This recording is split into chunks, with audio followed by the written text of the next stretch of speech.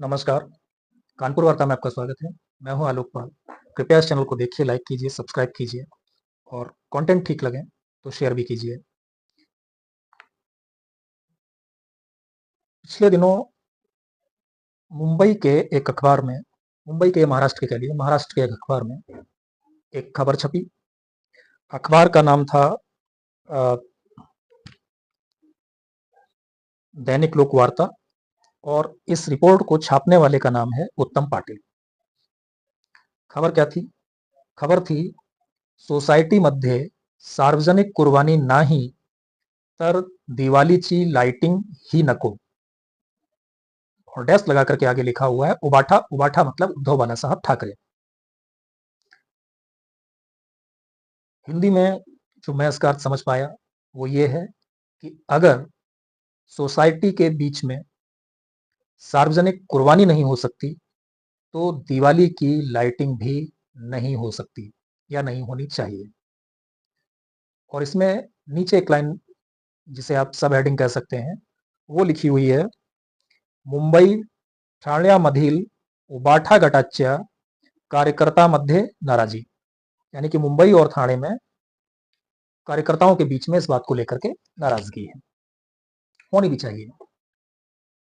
एक शिव सैनिक ये बर्दाश्त नहीं कर सकता कि उसका नेता एक हिंदू त्योहार की साज सज्जा को कंपेयर करे एक जीव हत्या से।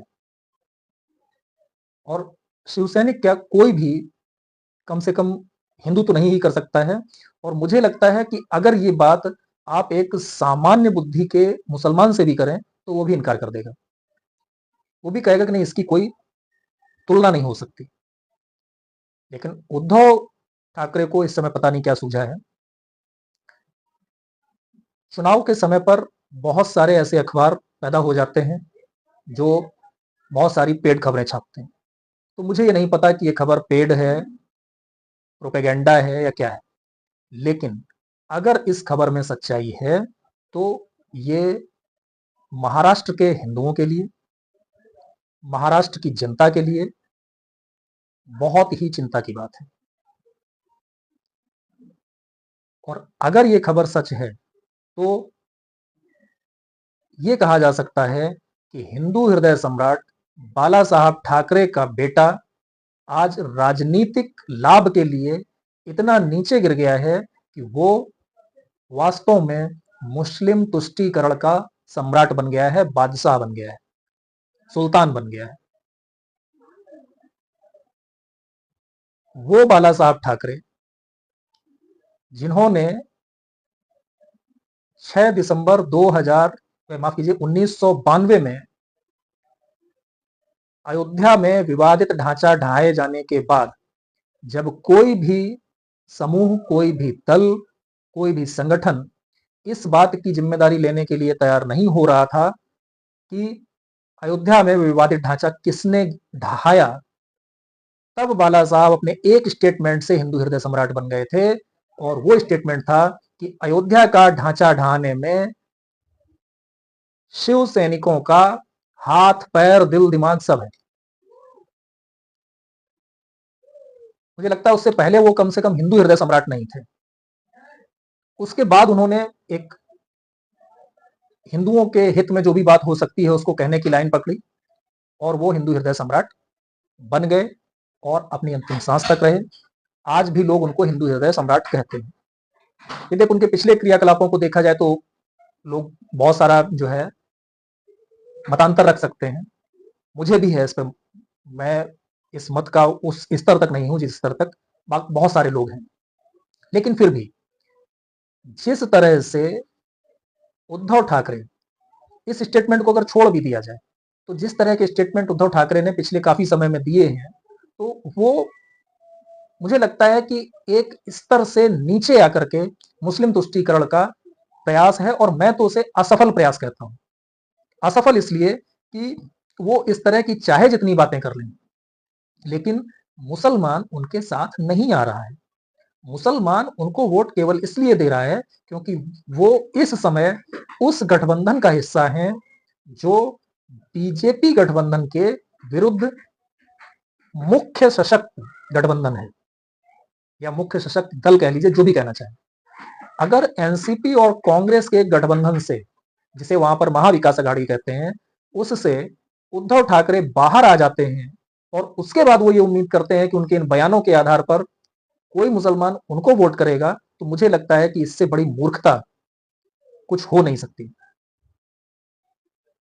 एक नादान से नादान मतदाता हो या राजनीतिक टिप्पणीकार हो, राजनीति का जानकार हो, वो भी ये मानने को तैयार नहीं होगा कि इन लोगों से अलग होने के बाद महाराष्ट्र और मुंबई का मुसलमान उनको उस स्तर से ज्यादा जाकर के वोट दे देगा जितना पहले देता रहा है, यानी कि 2-4-5%।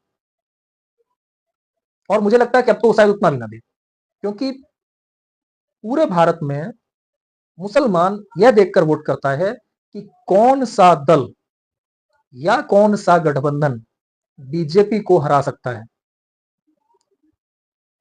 जो बीजेपी को हराएगा या उस गठबंधन को हराएगा जिसमें बीजेपी सम्मिलित होगी, वो उसी को वोट देगा। इसके अपवाद के रूप में आप बिहार का एक उदाहरण ले सकते हैं, और वो उदाहरण आप 2010 के चुनाव का ले सकते हैं, जहां पर मुसलमानों ने नीतीश कुमार को खुलकर वोट किया था। उसके बाद से बिहार में मुसलमान नीतीश कुमार को भी वोट नहीं कर रहा है। भ्रम पालने के लिए आप कुछ भी पालिए, ये पोस्ट पोल सर्वे और ये दुनियादारी जो आते हैं, ये सब फर्जी होते हैं। मैंने आज तक एक भी गैर राजनीतिक मुसलमान, गैर राजनीतिक से मतलब ऐसा कोई मुसलमान नहीं देखा जो राजनीतिक रूप से भारतीय जनता पार्टी से जुड़ा हुआ हो, उसका कार्यकर्ता हो, उसका पदाधिकारी हो, उसके अलावा कोई ये कहता मिले कि मैं बीजेपी का वोटर हूं, मैं बीजेपी को वोट करता हूं और मैं बीजेपी को वोट करूंगा। कोई नहीं मिलता। लोग सर्वे करने जाते हैं, बाहर निकलते हैं, सीधे सीधे पूछते हैं कि भाई आपको आवास योजना का लाभ मिला? हाँ मिला। आपको शौचालय का लाभ मिला? हाँ मिला। आपको बिजली का कनेक्शन मिला? हाँ मिला। आपको उज्ज्वला का कनेक्शन, गैस कनेक्शन, वो मिला? हाँ मिल गया। आप अगर किसान हैं, आपके पास थोड़े खेत हैं या ज्यादा खेत हैं, तो आपको किसान सम्मान निधि मिल रही है? हाँ मिल रही है। आपको आयुष्मान कार्ड मिला हुआ है? हाँ मिला हुआ है। सारी सुविधाओं को लेने के बाद अगर उससे ये पूछो कि फिर तो आप बीजेपी को वोट करेंगे, तो कहेगा नहीं, वोट बीजेपी को नहीं करेंगे। जब इतना सब लाभ मिलने के बाद, इतनी सब सुविधाएं मिलने के बाद वो बीजेपी को वोट करने को तैयार नहीं, तो तुम्हारे दो भाषण सुन के तुमको वोट कर देगा, और वो भी उस स्थिति में जबकि उसको लगे कि तुमको वोट करने से बीजेपी जीत जाएगी। तो मुझे लगता है कि बहुत भारी भ्रम में जी रहे हैं उद्धव ठाकरे, और यदि वो इसी रास्ते पर चल रहे हैं और आगे चलते जाएंगे, तो शायद इसी विधानसभा चुनाव में जो हिंदू, खासतौर से जो शिवसेना और जो उद्धव की सेना से सिंपैथी रखने वाला हिंदू है, वो भी उनसे कट जाएगा और वो शिंदे के साथ चला जाएगा।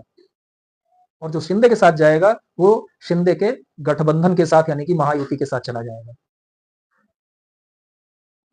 उद्धव को इस भ्रम से बाहर आना चाहिए और इस तरह के स्टेटमेंट्स नहीं देने चाहिए। यदि उन्होंने दिया है तो ये बहुत ही घातक है, हिंदुओं के लिए भी, राजनीति के लिए भी, और खास तौर से शिवसेना यूबीटी के लिए। आज की वार्ता में इतना ही। आपसे एक बार फिर से अनुरोध है कि इस चैनल को सब्सक्राइब जरूर कीजिए। बहुत बहुत धन्यवाद। नमस्कार।